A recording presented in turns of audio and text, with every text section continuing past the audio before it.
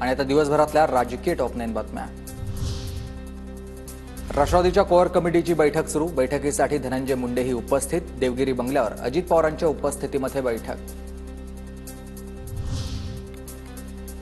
काही खंत व्यक्त केली की मी नाराज आहे असं सगळ्यांना वाटतंय। मंत्रीपद न मिळाल्यानंच आपण नाराज नाही हे सांगण्यासाठी मुनगंटीवारांनी विधानसभेत गाणं गायलंय।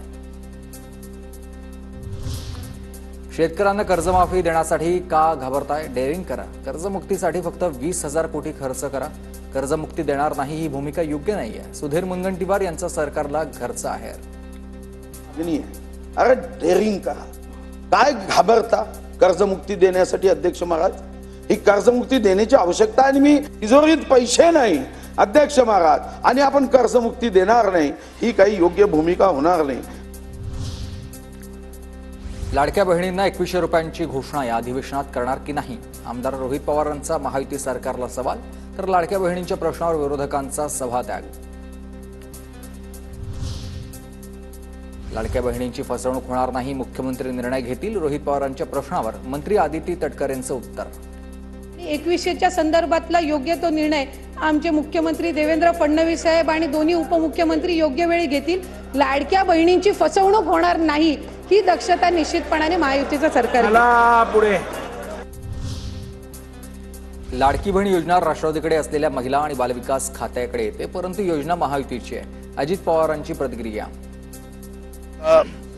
महिला बालविकास खात्याकडे लाडक्या बहिणीची योजना आहे।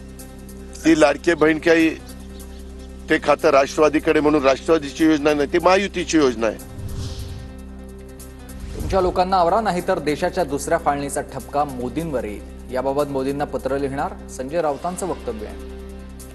मंत्री मोदी यांना मी पत्र लिहिणार आहे। आता या लोकांना आवरा, नाहीतर तुमच्यावरती दुसरा फाळणीचा ठपका येईल। या देशामध्ये पुन्हा फाळणीची बिजर होण्याचं काम ही मोदींची पिलावळ करते आहे।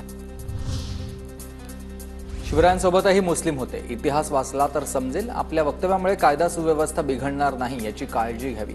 मंत्री नितेश राणे यांचा अजित पवारांना सल्ला आहे। छत्रपती शिवाजी महाराजांनी त्यांच्याबरोबर जे काही लोक होते त्याच्यामध्ये मुस्लिम लोक देखील होते। दोन्ही बाजूच्या सन्माननीय सदस्यांनी कुठल्याही वक्तव्यामुळे कायदा सुव्यवस्था अडचणीत येणार नाही याबद्दलची काळजी घेतली पाहिजे। छत्रपती शिवाजी महाराजांनी हिंदू मुस्लिम असा भेदभाव कधी केला नाही। मी नॉनव्हेज खात नाही, ज्याला खायचं असेल त्यानं खावं। नितेश राणेंच्या वक्तव्यानंतर खासदार उदयनराजेंची भूमिका।